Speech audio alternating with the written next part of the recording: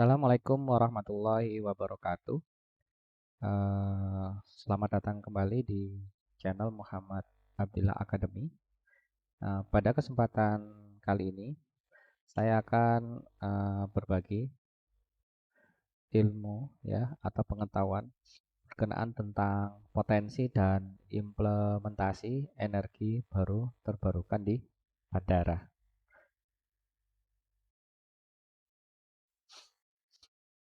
Pada era kehidupan masyarakat modern saat ini, bandara merupakan objek yang sangat vital sekali ya, terutama untuk mobilisasi yang perlu kecepatan untuk pindah dari wilayah satu ke wilayah yang lain. Nah, oleh karena itu, bandara diusahakan sistem kelistrikannya tidak pernah padam ya. Jadi diperlukan suatu sistem yang dapat mendukung sistem kelistrikan di bandara itu andal ya. Salah satunya ya dengan penggunaan energi baru terbarukan. Indonesia merupakan negara yang sangat beruntung sekali ya, bisa dikatakan, karena terletak di wilayah khatulistiwa dan tropis, ya, di mana sumber daya alam sangat melimpah, terutama untuk mendukung apa bahan baku untuk energi terbarukan.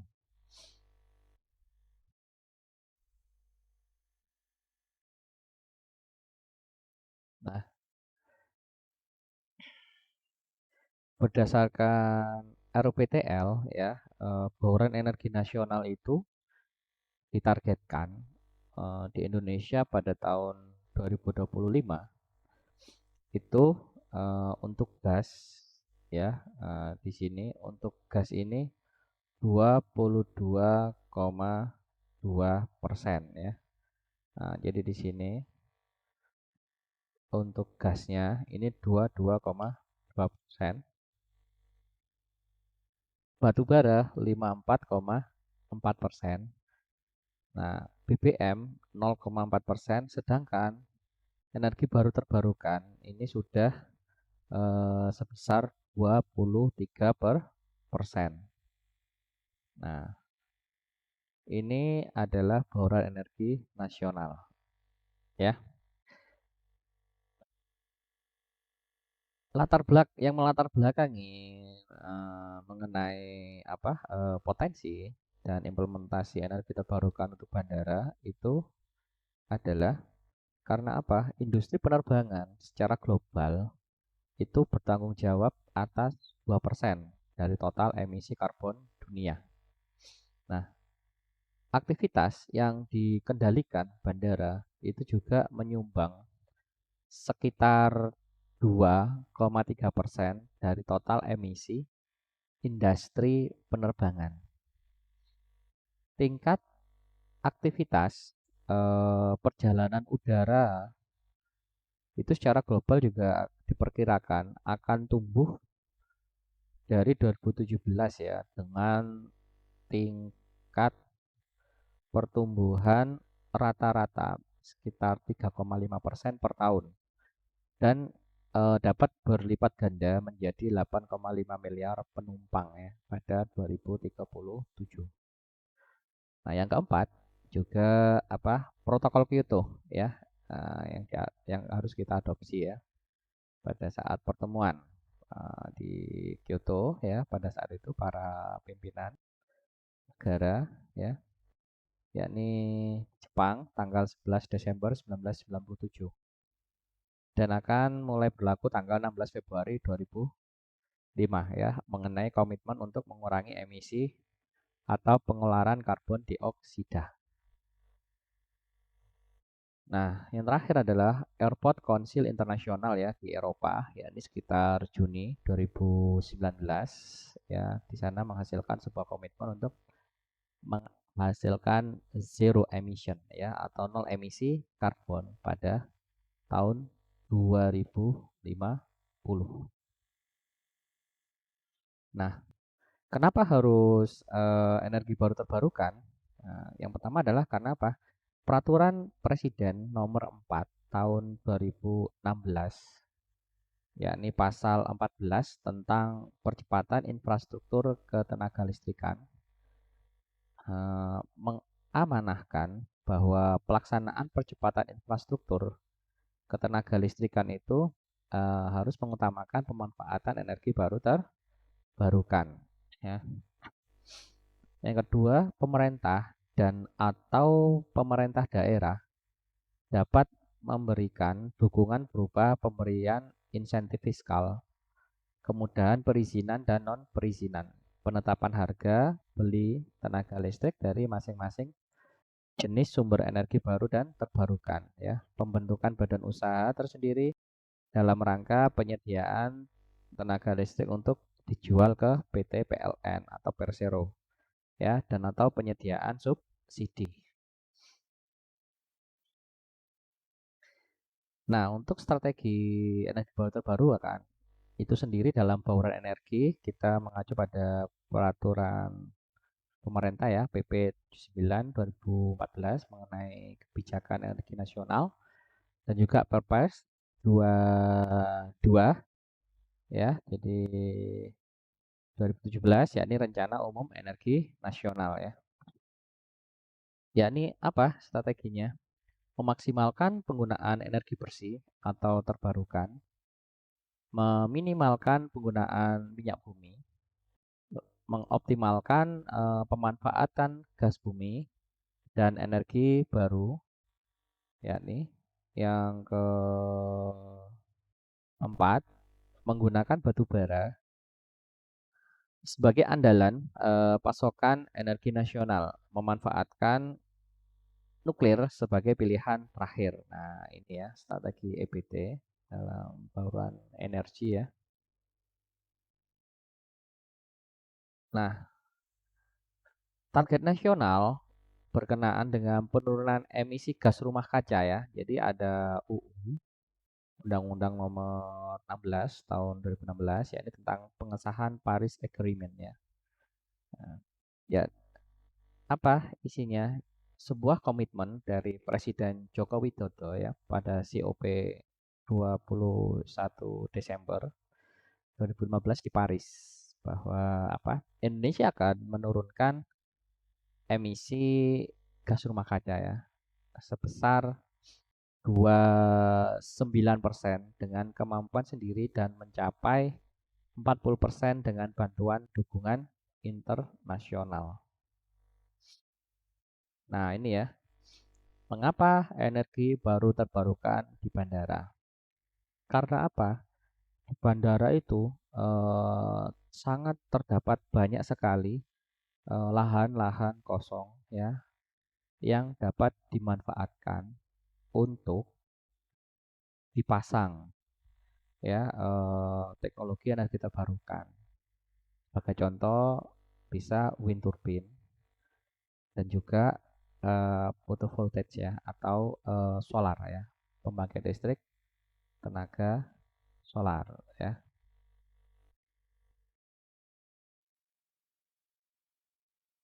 Nah, inilah ya penggunaan energi di bandara.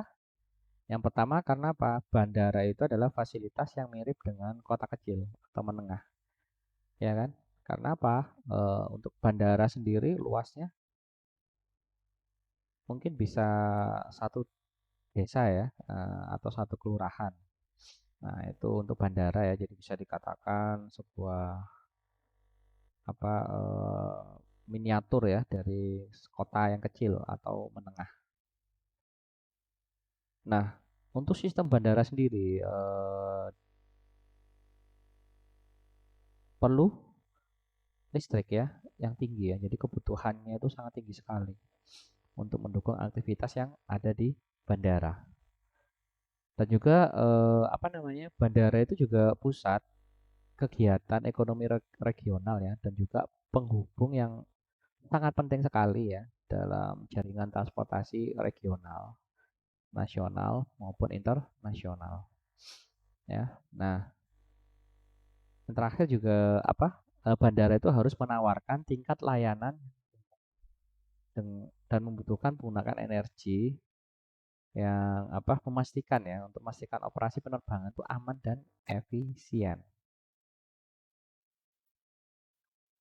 Nah, kebutuhan utama energi di bandara itu misalkan untuk pendingin ya atau pencahayaan untuk internal bangunan dan juga pencahayaan untuk area lapangan dan juga instalasi yang berhubungan dengan elektromekanik ya. Ya, contohnya bisa jadi sebagian besar daya terpasang ya digunakan untuk sistem pendingin udara sentral. Atau sepertiga dari daya terpasang digunakan untuk instalasi mekanik dan seperlimanya digunakan untuk pencahayaan. Nah, terutama di luar negeri ya, apalagi kalau musim dingin ya, itu sangat luar biasa sekali ya di dalam bandara pasti selain pencahayaan, mereka juga perlu penghangat ya. Jadi penghangat ruangan di mana agar aktivitas yang ada di bandara tetap berjalan ya. Jadi apalagi itu musim dingin, apalagi musim panas ya, musim panas perlu pendingin. Nah, ya kita bisa lihat ya bagaimana kalau misalkan di negara-negara Timur Tengah ya, pada saat musim panas ya, luar biasa sekali ya, temperaturnya ya bisa tembus 40 lebih ya. Kalau musim dingin ya kita bisa lihat di daerah-daerah negara yang terletak di daerah utara ya, seperti Rusia ya kan, Alaska. Nah, di sana kalau musim dingin ya bisa sangat dingin sekali ya, bisa minus berapa ya? Minus 10 lah ya. Atau bisa sampai minus 20 ya.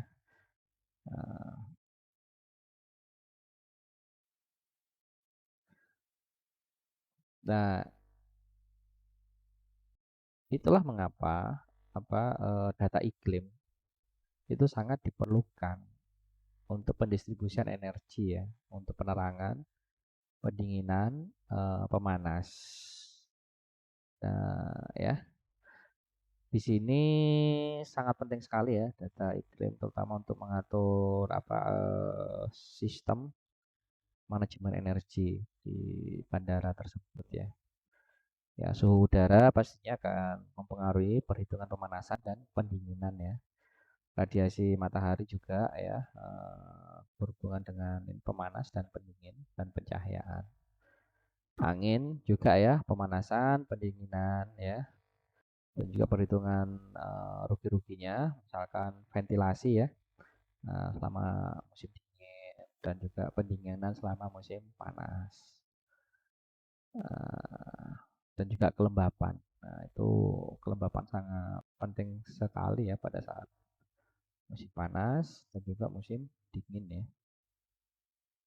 Apalagi kalau musim dingin sangat kering sekali ya.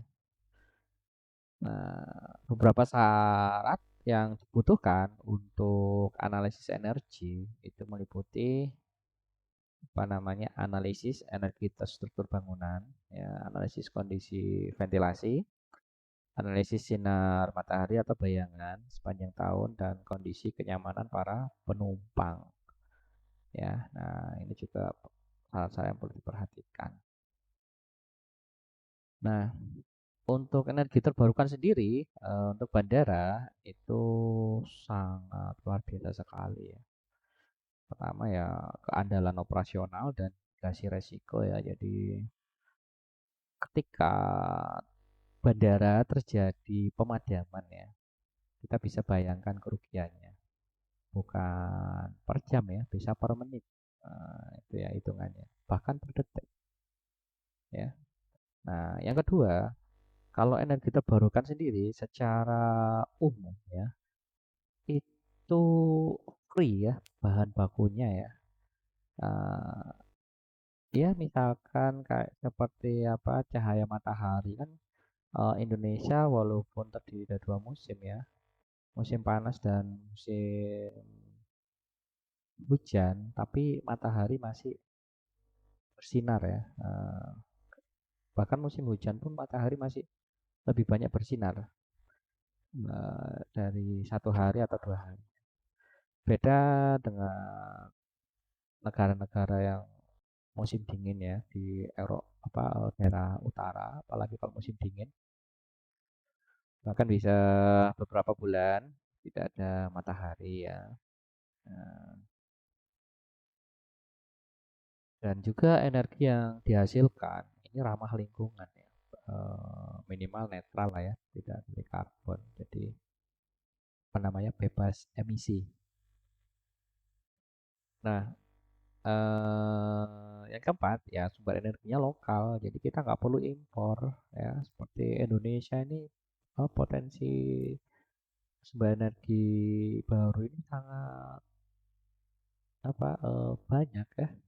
Seperti geotermal, biomasa ya, terus pembangkit listrik tenaga ya beban kayak PLTS ya, pembangkit listrik tenaga sampah, angin ya, solar, PLTS dan lain-lain. Dan pasti energinya itu menghasilkan manfaat sosial yang lebih luas ya dan nilai lebih. Nah, yang pertama kan kenapa ya penggunaan energi terbarukan itu penting? Ya, pertama adalah lonjakan dan ketidakpastian ya harga listrik. Nah, kan namanya lonjakan dan ketidakpastian harga listrik ini kan tergantung dari beban ya di bandara tersebut. Makanya solusinya ya kita harus mengadakan teknologi ini ya energi terbarukan ya untuk menunjang listrik itu tadi dalam waktu jangka panjang. Ya, pastinya ya salah satunya harus forecast ya, beban, peramalan beban. Tuh apa ada nih, apa itu namanya? Sebelum adanya supply ya. Jadi agar akurat. Apalagi yang kedua ya, misalkan kenaikan harga listrik itu terjadi ketika jam sibuk. Wah, ini ya. Nah, solusinya caranya ya dari forecast beban itu bisa kelihatan ya. Jadi beban puncaknya itu terjadi di jam berapa ya. Nah, oleh karena itu energi terbarukannya ya teknologi energi baru terbarukan itu bisa digunakan di bandara untuk memangkas bebannya. Jadi hanya digunakan selama terjadi beban puncak ya. Nah, jadi di sini keuntungannya ya bisa mengurangi ya biaya tagihan listrik dari PLN, apalagi pada saat beban puncak. Nah, yang ketiga pastinya tentang regulasi ya, kalau yang berhubungan dengan lingkungan untuk konstruksi baru ya kan akan memasang teknologi energi terbarukan tersebut ya. Nah, yang pasti solusinya ya memberikan mitigasi ya untuk dampak masa depannya melalui energi terbarukan ini bagaimana. Dan keuntungannya harus ini memfasilitasi ya fasilitas pengembangan sistem kelistrikan untuk masa depan. Nah, dengan berkembangnya pasar EBT ya, itu pasti akan menurunkan biaya EBT yang terpasang ya. Jadi solusinya kita harus menghitung ya biaya listrik yang berbasis EBT itu berapa dibandingkan dengan pembangkit listrik yang lain contohnya. Terus dan juga ketika pasar EBT ini sudah banyak ya, maka teknologi EBT itu harganya akan sangat kompetitif sekali. Nah, bagaimana dengan penuaan jaringan listrik ya? Nah, pastinya sistem jaringan listrik yang ada di bandara ya akan mengalami penuaan ya karena udah bertahun-tahun digunakan ya. Nah, di sana maka perlu investasi ya penggunaan BT misalkan dan juga baterai untuk membackup sistem kelistrikan tersebut. Nah, keuntungannya apa? Ya ini dia akan meningkatkan keandalan listriknya, sistem kelistrikannya secara kontinu dan tahan terhadap perubahan iklim. Nah, bagaimana dengan permasalahan kebijakan gas rumah kaca ya dan tujuannya? Ya, pastinya ya solusinya kita EBT itu bisa digalakkan ya pengadaannya. Jadi keuntungannya bakal tercapai. Nah, kebijakannya turunkan rumah gas ya gas rumah kaca gitu ya. Nah, maka ya dengan kita menggunakan EBT tujuan itu tercapai dari kebijakan menurunkan apa gas rumah kaca itu. Terus kurangnya kendali monitor dan kelistrikan bandara. Ya, kalau sistem tersentral ya, tersentralisasi itu memang eh, untuk kendali monitor itu apa namanya eh, akan sangat kompleks sekali ya. Jadi bisa energi baru terbarukannya itu dipasang secara decentralized ya. Jadi hanya di beberapa sebagian wilayah saja ya. Lalu untuk apa? Ya keuntungannya pasti akan meminimalkan gangguan yang luas ya, seperti apa hubung singkat, pengelolaan yang baik untuk keuangan dan keandalan.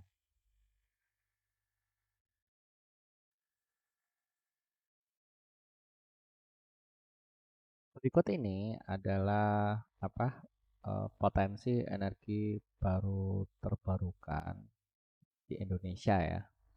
Nah, kita bisa lihat bahwa pembangkit listrik tenaga air itu potensinya sekitar 94,3 gigawatt ya. Nah, begitu pula dengan pembangkit listrik tenaga bumi ya.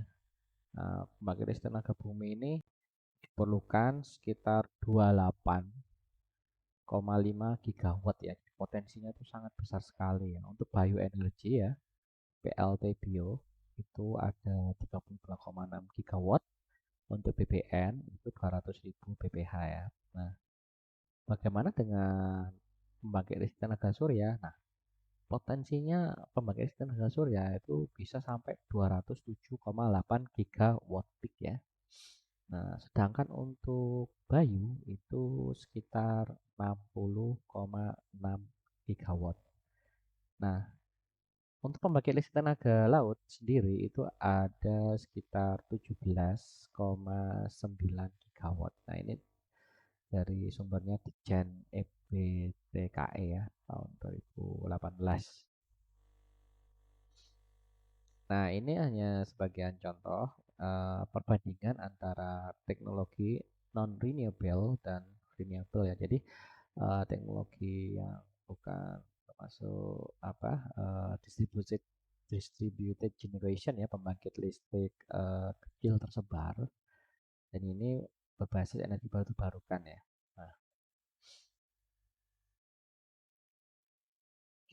ya sebagai contoh ini ya untuk teknologi pembangkit yang non terbarukan ya non renewable itu kita bisa lihat noise-nya ya sangat besar sekali ya noise-nya.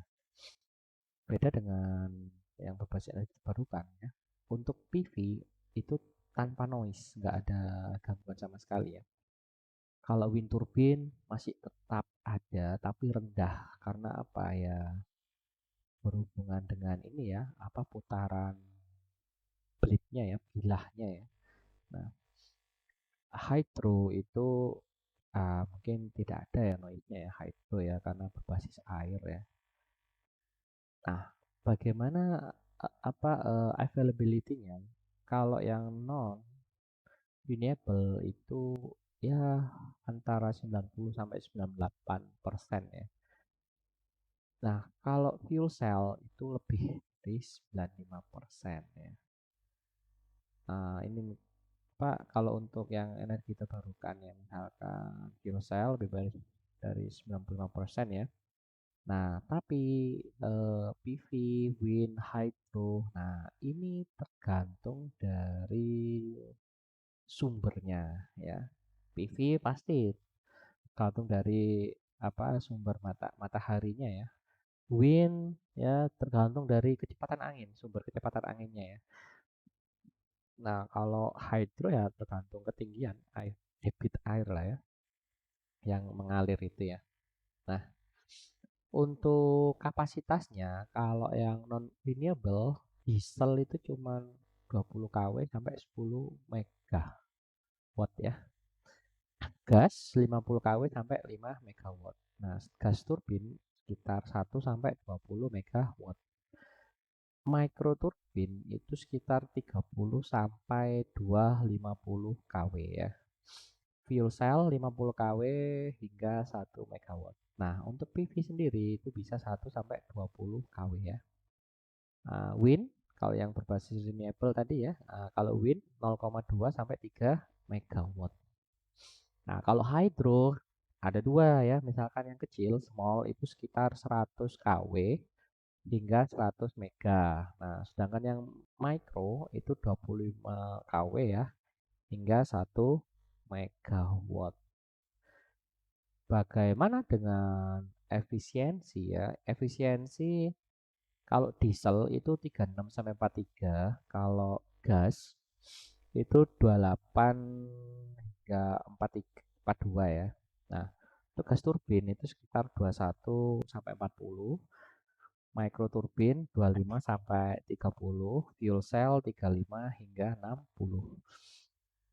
Nah, untuk PV sendiri itu 8 sampai 35, wind 35-45 dan hydro itu 60 sampai 90.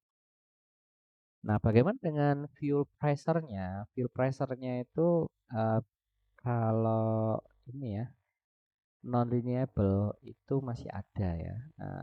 Ada lebih kecil dari 5, ini 1200 120 sampai 500 ya kompresor, ini 40 100. Kalau fuel cell itu masih 0,5 sampai 4,5. Nah, bagaimana dengan PV wind hydro? Nah, tidak tidak ada ya. Kalau startupnya ya perlu ya, dia perlu di waktu penghidupannya ya, dia perlu 10 detik. Ini 10 menit sampai 1 jam ya. Ini 60 detik. Fuel cell 3 jam hingga 2 hari ya. Tapi PV wind hydro nah, tidak diperlukan ya. Emisi kita bisa lihat ya. Nah, tentang non renewable dan renewable ya. Di sini PV dan wind tidak ada ya emisinya. Kalau hydro mungkin kecil ya. 10 sampai 12, yang micro 16 sampai 20. Nah, sedangkan yang non renewable itu ada ya. Ini gram per kW. Nah, ini juga emisinya tidak ada ya. Renewable ya. Emisi yang SO2 masih ada non renewable. Kalau yang renewable gimana? Sini PV dan wind tidak ada ya. Kalau fuel cell masih ada ya, kecil lah. Dan hydro juga masih ada tapi kecil ya. Nah, ini lalu bagaimana dengan emisi NO2? Nah, kita bisa lihat di sini ya, PV sama wind. Ya, ini jadi besar sekali ya. Jadi untuk bahannya ya, bahannya itu kalau PV solar ya, ini speed kecepatan angin. Ini radiasi matahari irradiance ya. Ini air lah pasti. Nah, kalau non renewable ya kita bisa lihat ya ini sudah umum ya. Nah, ini juga nggak ada ya untuk power to heat ratio ini. Nah, sekarang yang menjadi pertanyaan adalah instalasinya ya. Ya memang untuk energi terbarukan itu masih cukup lumayan mahal ya untuk biaya instalasinya. Ya, kalau untuk overhaul tidak ada ya energi terbarukannya ya, kayak jenis PV, wind, hydro ya. Kalau part load sebagian beban oke, ya itu tadi terutama untuk apa, mengatasi beban puncak ya. Kalau untuk PV dan wind. Nah, ya operational and maintenance-nya ya, biaya perawatan ya dan operasionalnya kecil lah ya. Apa kompetitif lah ya sama non renewable yang apa bukan barukan ya. Nah, untuk harga pembangkitan energi di Indonesia kita ada ya ini untuk PLTP lumayan lah ya. Nah, ya kalau dan PLTS. Nah, ini PLTG juga lumayan besar ya. Nah, tapi kita bisa lihat bahwa harga pembangkit energi ini ya sudah mampu bersaing lah ya untuk PLTP dengan pembangkit-pembangkit yang konvensional.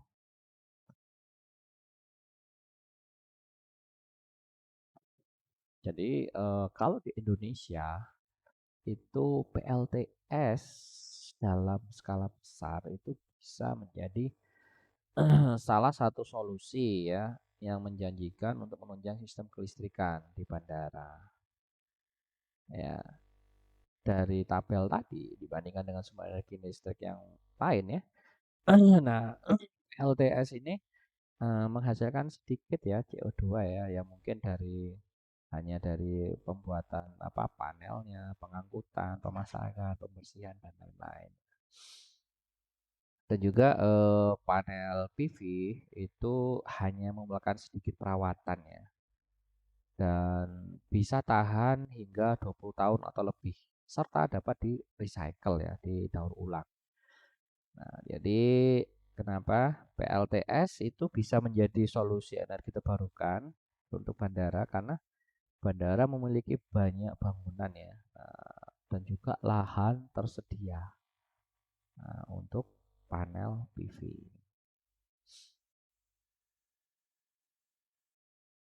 Nah, salah satu faktor yang perlu diperhatikan dalam pengembangan sistem PV itu skala besar untuk bandara. Menemukan lokasi yang sesuai ya, datar, aman dari kerusakan, dan dekat saluran listrik yang ada ya.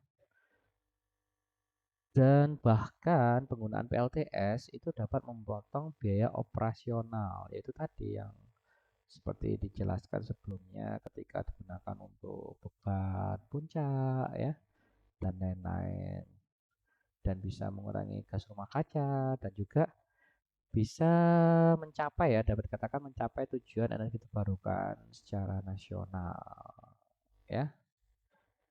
Nah, area bandara yang cukup itu sesuai dengan faktor ini. Jadi akan bisa lah ya, apa namanya, PV ini menghasilkan 20 megawatt ya, atau lebih hingga mensuplai 50 sampai 70% sistem kelistrikan bandara. Kita bayangkan ya, 70% listrik dari bandara, bahkan kalau 80% itu luar biasa sekali ya. Apa namanya? Berapa biaya yang bisa dikurangi.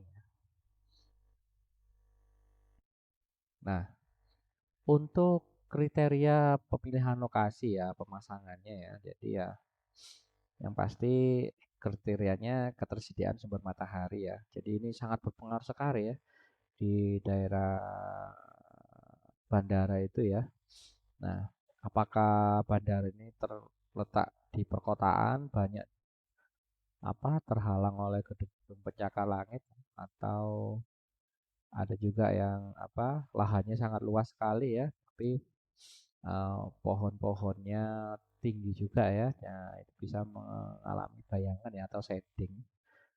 Dan juga cuacanya bagaimana? Kalau Indonesia mungkin secara cuaca kayak stabil ya kan hanya dua ya, dua apa namanya? Dua iklim ya, ya panas dan hujan ya, kemarau musim kemarau dan musim hujan ya.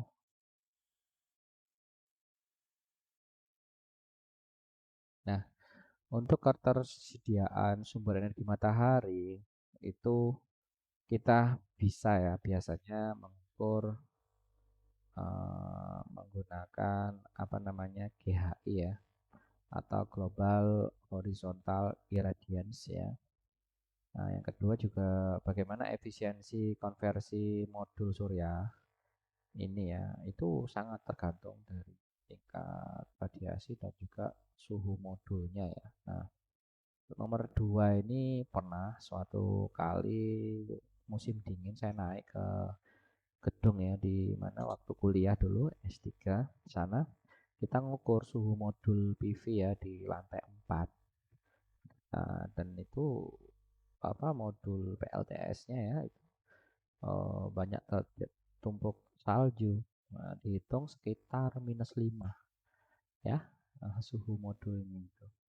Nah, hasil energi PLTS itu juga meningkat ya seiring dengan ya ini iradiasi mataharinya ya, apa namanya tingkat radiasi matahari di lokasi tersebut. Ya, misalkan di Borneo gitu ya, di Pulau Kalimantan, wah itu luar biasa sekali kan. Kalau tadi lebih mendekati lagi ke garis khatulistiwa ya. Nah, dan kita menggunakan juga pemetaan ya. Nah, jadi pemeta penting sekali ya. Jadi eh, pemetaan sumber daya itu sangat penting sekali ya. Kalau misalkan untuk PLTS berarti radiasi matahari kita perlu dipetakan itu seluruh Indonesia itu bagaimana ya radiasi matahari. Nah, terus kalau apa namanya untuk pembangkit listrik tenaga bayu berarti kita perlu pemetaan ini apa namanya kecepatan angin di seluruh Indonesia ya, misalnya dari apa Aceh sampai Papua. Di sana tujuannya untuk mana yang available daerah pasang PLTB misalkan ya. Nah, ini contohnya kita menggunakan global horizontal irradiation ya. Nah, dari Pulau Aceh ya sampai Papua kita bisa lihat nih ya pergerakan mataharinya. Ini kebetulan hingga 2018 ya datanya. Kita bisa lihat nih ya menghasilkan KWH per meter. Nah, ini ya. Pulau Jawa lumayan. Nah, Pulau Jawa apalagi di sini. Ya. Nih ya, bisa sampai 2191 kWh per meter ya. Ini tahun. Ingat, nah ini ya, tahun ya. Ini Sulawesi juga ya. Daerah Kalimantan, Jakarta masih antara ini ya, sekitar 1600 sampai 1753. Nah, di sini ternyata Surabaya lumayan untuk Pulau Jawa ya. Daerah ini Jawa Timur ya, Jawa Tengah ke Jawa Timur. Nah, ini jumlahnya lebih besar ya. Nah, untuk pemasangan ini ya apa PV ya, dayanya ya, potensial untuk PV-nya. Nah, ini bisa kita lihat, wah ini juara ya, Pulau Jawa sampai yang bawah ini ya, daerah-daerah pulau kecil-kecil ini ya. NTB, Bali ya. Ini untuk Makassar juga lumayan. Nah, Jayapura juga ya di daerah Papua. Jadi contohnya di daerah sini Surabaya dan Jakarta ini bisa kita lihat bisa sampai ini ya antara 1534 sampai 1680. Nah, ini lumayan ini pulau selatan ini ya. Ini sekitar berapa? Sekitar 1680 kWh ya per kilowatt peak. Ya, lumayan sini ya.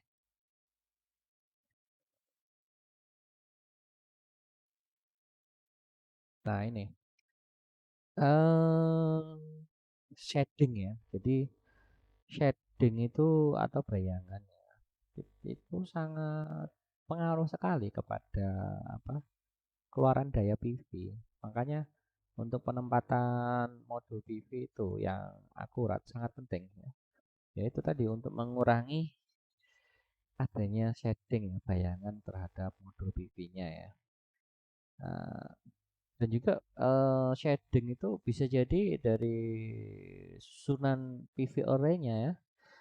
Eh, dan juga bisa terletak dekat pohon atau bangunan. Ya, makanya lokasi pemasangan modul PV ini sangat penting sekali ya. Iya, sangat penting sekali dan harus bebas dari misalkan pohon atau bangunan gitu ya.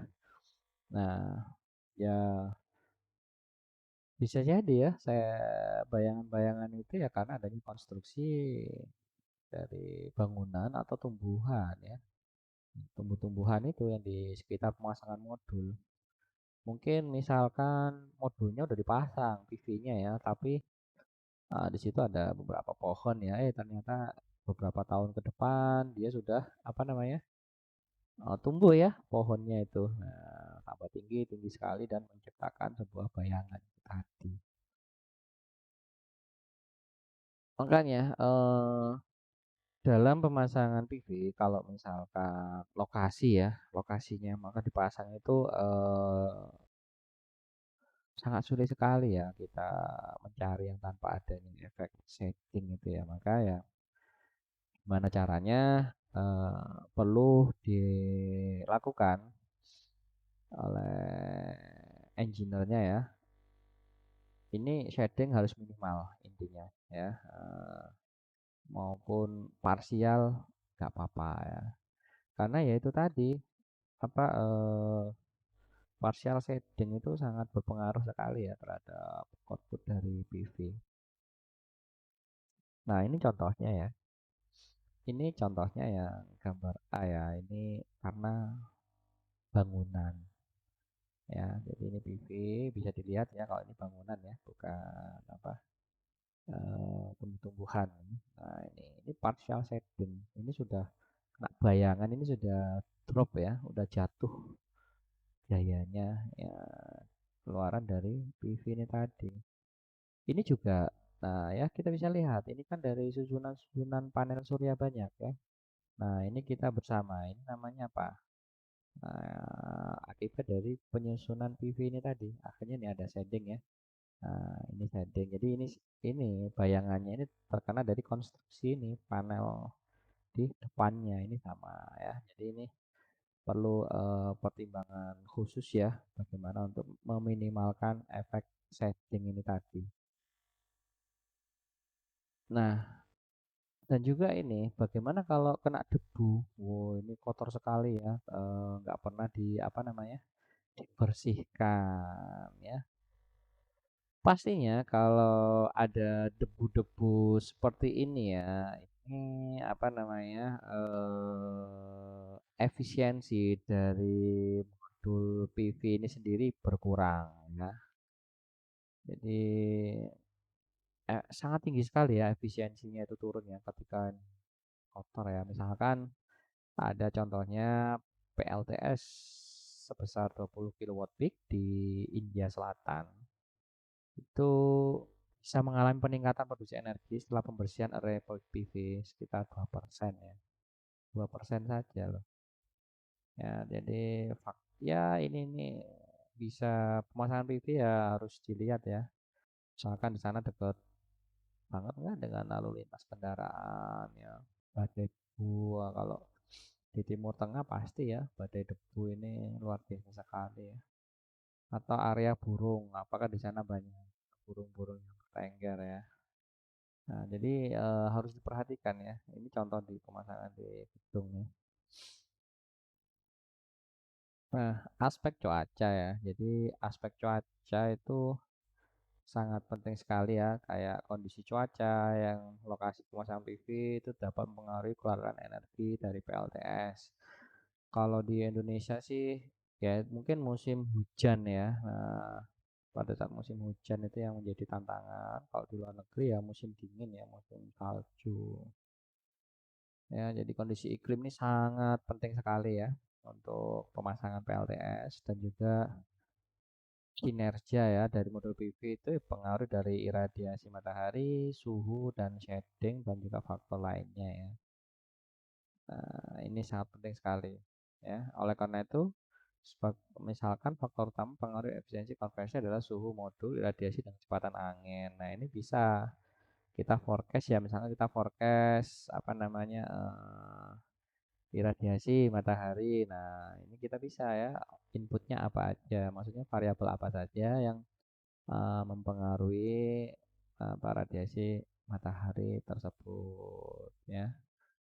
Dan lokasi pemasangan PV juga diusahakan tidak ada kondisi cuaca yang ekstrim ya. Nah, ini ya peristiwa cuaca yang harus perhatikan ya. Ya karena misalkan kalau musim hujan ya, nah itu bisa ada banjir ya. Nah, kalau banjir ini akan menyebabkan kerusakan modul PV ya. Kalau kita penempatannya dekat dengan permukaan tanah ya, belum lagi juga ada erosi struktur ininya instalasi dari PV-nya dan pondasinya. Kecepatan angin juga ya, apalagi kecepatan angin yang luar biasa ya, apalagi ada angin topan ya. Ini penting banget ya, angin kencang. Kalau bisa melebihi spek pabriknya ya.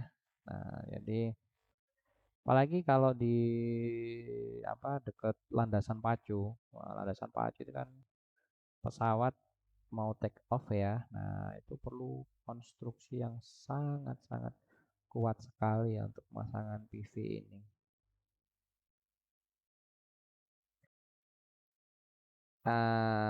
Suhu juga ya. Nah, suhu ini sudah apa sudah sangat berpengaruh sekali suhu ini. Kalau bisa panas ya kan, kayak misalkan di Timur Tengah itu kan sangat panas sekali ya, jadi perlu bahan-bahan untuk LTS-nya nih ya. Intinya tantangan lah ya bagi engineer yang bergerak di energi terbarukan ya. Nah, bagaimana dengan aksesibilitas infrastruktur kelistrikan? Nah, yang pasti ini diusahakan sangat dekat sekali ya. Karena apa? Biar ini apa efisien lah ya. Apalagi ini dari PV kita masuk kita buatkan ya sebuah bangunan di sana atau gardu induk lah ya. Ya isinya pengubah lah ya inverter dari DC itu AC ya, dari arus arah ke arus bolak-balik. Jadi lalu kalau tegangannya tidak sama dengan jaring bisa dinaikkan pakai trafo ya, pakai step up trafo. Nah, dinaikkan. Jadi ini sangat apa namanya mengurangi kabel transmisi ya kalau dekat dengan jaring transmisi enak lah ya.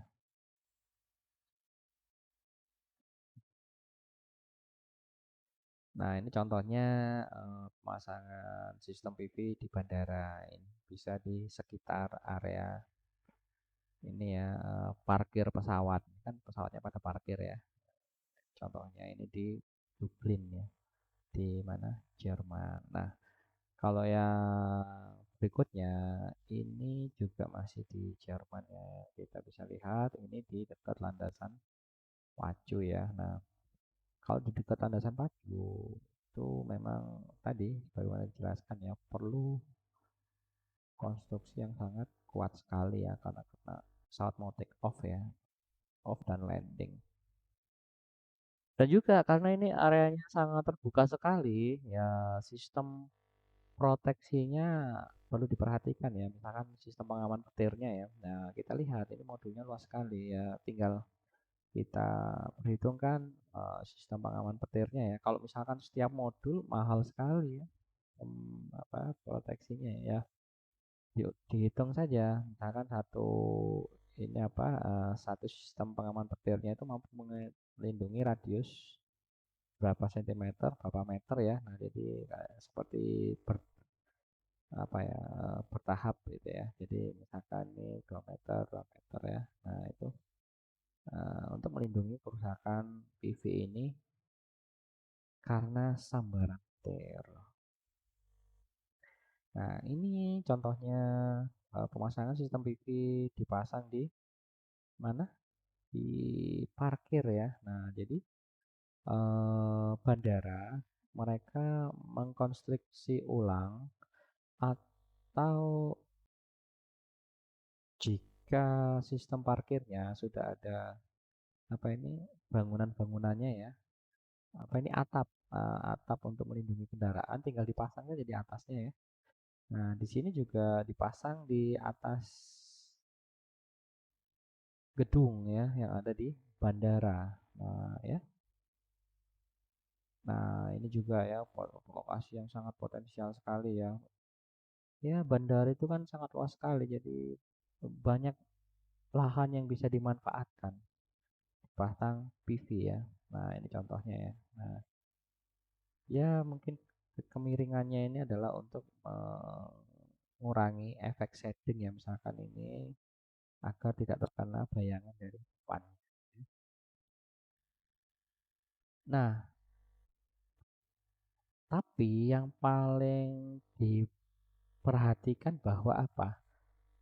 Ini pantulan cahaya ya dari PLTS kan pesawat terbang akan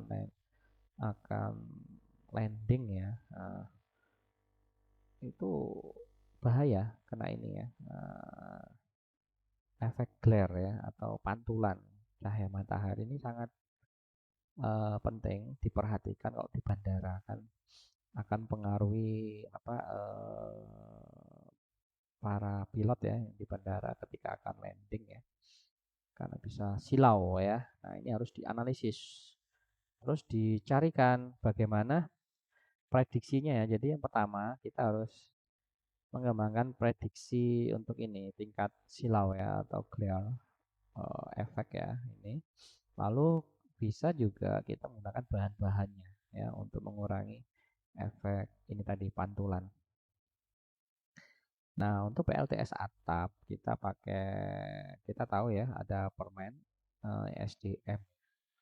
Nah, ini tujuannya apa ya? Satu, penghematan atau mengurangi tagihan listrik bulanan, membuka peran masyarakat dalam pemanfaatan dan pengelolaan energi terbarukan. Kalau pemerintah dan PLN ya meningkatkan peranan EBT dalam bauran energi nasional, terus apa namanya percepatan peningkatan pemanfaatan energi surya, mendorong berlangsungnya industri energi surya dalam negeri, meningkatkan investasi EBT, meningkatkan kemandirian dan ketahanan energi, mengurangi emisi gas rumah kaca, meningkatkan lapangan pekerjaan ya pastinya. Nah, kalau untuk PLTS atap, nah itu bisa ada apa? Modul surya, inverter, sambungan listrik pelanggan, sistem pengaman dan meter KWH ekspor dan impor ininya apa energinya ya antara dari grid, PLN dan juga dari PLTS ya. Nah, untuk penggunanya banyak bisa apa sektor-sektor industri ya termasuk bandara kan juga industri penerbangan ya. Kapasitasnya bisa 1% ya. Nah, untuk perhitungan ekspor impornya sendiri bisa ya kita lihat tagihan listrik pelanggan ya tinggal kita berapa jumlah KWH impornya ya. Terus berapa juga biaya 65% nilai KWH ekspornya ya. Jadi KWH ekspor itu apa? Jumlah KWH yang diekspor pelanggan ke PLN yang tercatat pada meter KWH ekspor. Sedangkan KWH impor itu adalah KWH yang diimpor pelanggan dari PLN ya. Nah, ini jadi ada karena dia sistemnya on grid ya. Jadi ada apa terhubung dengan PLN dan juga terhubung dengan PLTS ya. Nah, contohnya ini ya, ada sistem konversi energi, ada radiasi matahari dan pengaruh oleh suhu lingkungan ya, radiasi matahari ya. Nah, ini kena panel ya. Nah, dari panel outputnya ada berupa arus searah ya, DC power. Nah, kalau untuk contoh efisiensi energinya, misalkan 1000 watt per meter ya. Nah, cahaya mataharinya efisiensinya 20%, berarti daya listriknya sekitar 200 watt per meter ya persegi. Nah, untuk tipe panel PV itu di sini Kebetulan hanya ada 3 ya tipenya, polikristalin, monokristalin, dan apa, thin film solar cell. Nah, untuk monokristalin silikon, ya contohnya apa? Ada jenis solar cell. Ya, jadi jenis solar cell ini memiliki nilai efisiensi yang sekitar 15 sampai 20% ya. Ya, kalau warnanya pasti cenderung gelap ya. Tipe ini dari generasi awal ya saat ini ya. Bahannya adalah silikon dan dia mampu menyerap 1 kW dengan luas area sebesar 7 meter persegi ya. Nah, lalu ada juga polikristalin silikon ya. Polikristalin silikon itu tipe kedua perkembangan solar cell ya. Ini mampu mencapai efisiensi 13 sampai 16% ya. Nah, ya, ini bahan dasarnya sama, silikon. Nah, polikristalin ini dapat menghasilkan daya 1 kW dengan luas area sekitar 8 meter persegi ya. Nah, selanjutnya ada thin film solar cell ya. Untuk thin film solar cell ini efisiensinya sekitar 7 sampai 13% ya. Nah, ini bahannya dari cadmium tellurate sama copper eh, indium gallium selenide. Selenide ya. Bahan ini apa elastis. Jadi sangat elastis sekali ya. Tapi dia untuk menghasilkan 1 kW luasnya yang diperlukan 10 sampai 15 meter persegi. Jadi luar biasa sekali ya. Ini ya. Nah, ini contohnya ada SPBU di daerah Kuningan ya. Jadi ada solar cell. Nah, solar cell system sendiri itu ada 3 ya, ada off-grid, on-grid, dan hybrid system ya. Adalah contohnya di daerah Rasuna Said ya, apa namanya SPBU sekitar 60 kilowatt peak dengan sistem hybrid. Nah, untuk sistem off-grid itu kita ada apa? Untuk off-grid. Nah, kalau off-grid berarti tidak ada terhubung ke sistem listrik, misalkan PLN ya. Nah, di sini sistem off-grid itu ada dari solar panel lalu ke sini ya. Ada inverter, solar charge ya, controller, ada baterai lalu ke rumah. Nah, kalau off-grid system ini memang apa kita perlu baterai untuk apa? Misalkan malam hari ya. Jadi jadi misalkan malam hari itu dari baterainya yang akan apa mensuplai listrik ke rumah ya. Jadi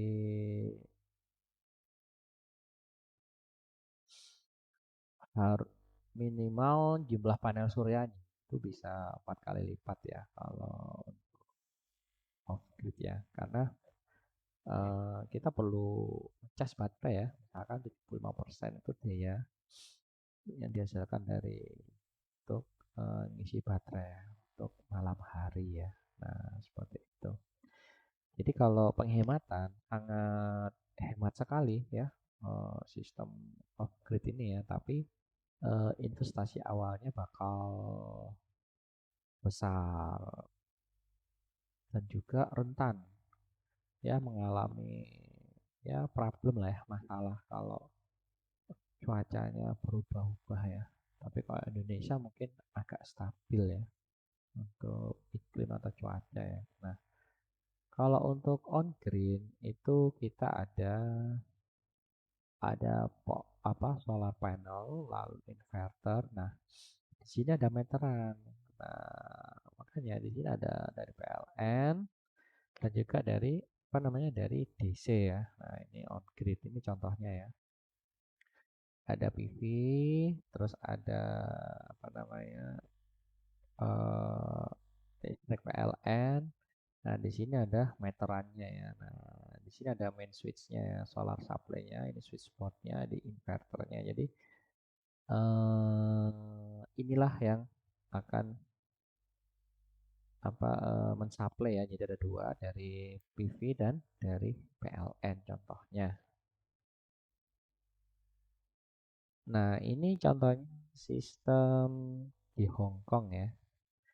Kan ini kita ada di perumahan di Hong Kong ya. Jadi ini ada PV ya, ada 2,4, 1,2, 1,8 sama 1,2 kilowatt peak ya. Nah, ini masuklah ke dalam sebuah sistem. Nah, lalu untuk mensuplai, nah, ini apa namanya? Untuk mensuplai gedungnya ya. Nah, ini contohnya lagi. Di sini ada untuk di Thailand ya, 500 kilowatt peak. Nah, ini misalkan contoh array-nya ya. Untuk PV-nya berapa? Terus ini ada dari panel AC-nya ya.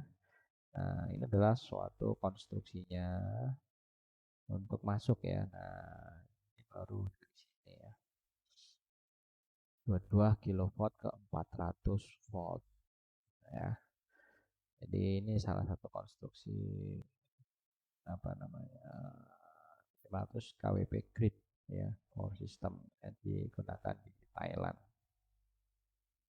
Nah, masalah dari integrasi PV pada jaringan yaitu yang pertama ya pasti tentang ini ya efek transient awal ya. Nah, itu karena awan tuh sangat penting ya kan apa bisa menyebabkan iradiasi solar itu kan turun ya. Nah, yang kedua juga masalah regulasi tegangan pada sistem ya. Misalkan sistem integrasi PV itu 15% dan transient awan ada ya pergerakan awan itu bisa menyebabkan osilasi dayanya ya. Jadi ini dianggap 15% itu sudah maksimum. Ada juga permasalahannya ada yang 37% PV itu masuk ya, itu menyebabkan distorsi tegangan itu sekitar 0,2% ya. Nah, dan juga kalau misalkan pada sistem tertentu ya, misalkan distribusi ya. Nah, itu integrasi PV maksimum itu bisa jadi dengan beban umum ya. Misalkan 25% gitu ya. Jadi memang PV masuk ke sistem distribusi misalkan ya, cuman 25%, 30% gitu ya. Nah, untuk hybrid system berarti ada eh, dua atau lebih dari energi terbarukan ya, misalnya ada wind turbine, ada solar panel ya, charge controller. Nah, ini ada baterainya. Dari baterai ya kalau ada beban-beban yang harus searah bisa ya, atau kebanyakan kan di Indonesia ini ya bebannya kan AC ya. Ini. Jadi dirubah ke AC. Ini untuk hybrid ya. Jadi untuk sistem hybrid itu yang paling penting saat ini kita harus terutama ya bisa membuat eh switch converter ya yang sangat smooth sekali gitu ya. Terutama misalkan ada diesel ya. Jadi misalkan wind turbinnya mati karena anginnya kencang sekali ya. Terus PV-nya juga mati karena hujan, jadi hujan badai. Nah, PV sama windnya off. Nah, gimana untuk efek transiennya kan pasti ada ini ya peralihan ya. Jadi langsung peralihan ke diesel. Nah, kalau switch converternya ini untuk men-switch peralihan ini tidak smooth, maka akan merusak, cepat rusak ya. Pembangkit listrik tenaga dieselnya ini bakal cepat rusak. Nah, misalkan kita menghitung potensi daya puncak panel surya ya.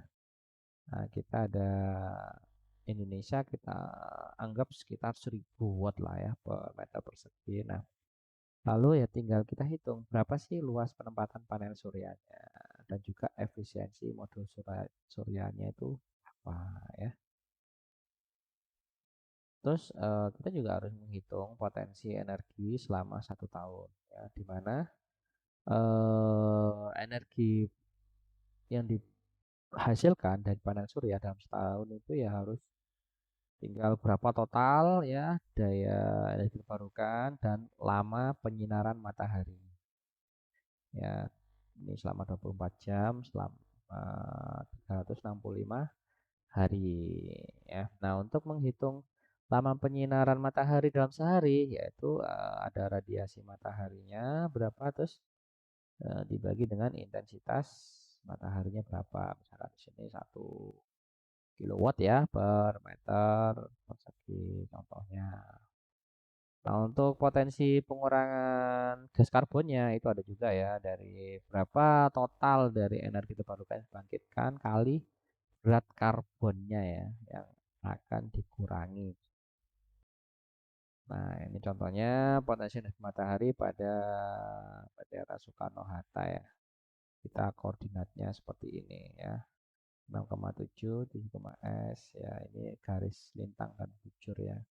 Contohnya untuk Soekarno-Hatta kita dapatkan ini ya potensi mataharinya ya di Bandara Suta. Radiasi mataharinya Januari sampai Desember tertinggi pada musim panas ya. Nah ini Agustus, September, Oktober. Nah tinggi sekali ya sekitar ini paling tinggi 5,5 pas September ya 5,5 kilowatt hour per meter persegi per harinya. Nah, luas area lahan panel suryanya, misalkan ada terminal 1, ada terminal 2 dan terminal 3 contohnya ya. Ini totalnya yang kita dapatkan 15,983 kilowatt peak. Ini maksudnya 15.000 ya. 15.000 ya, 15.000 kilowatt peak ya. Berarti sekitar 15 megawatt. Nah, ini contohnya perhitungannya ya. Ada kita dapatkan misalkan ada PV outputnya ya kita dari Januari 1 sampai 31 ya. Ini ada sekitar 22,330,1 kilowatt hour ya setahun ya. Luar biasa sekali ya. Ada 22 ribuan ya. 22 ribuan kilowatt sekitar 22 mega lebih.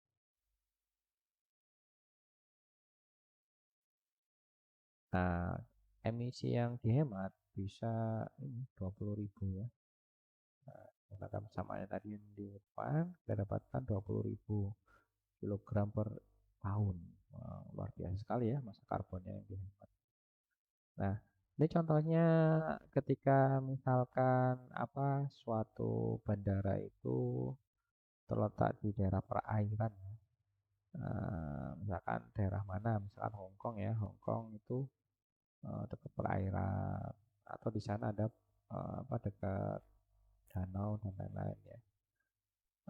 Tapi di Indonesia kayaknya sangat jarang sekali ya. Nah itu bisa juga menggunakan floating PLTS ya. Jadi daripada lahan ini tidak terpakai maksimal, ini bisa untuk apa? Ini PV ya. Jadi namanya floating PV ya. Jadi PLTS yang ini mengambang di atas air. Nah, ini contohnya ya. Nah, ini adalah contohnya untuk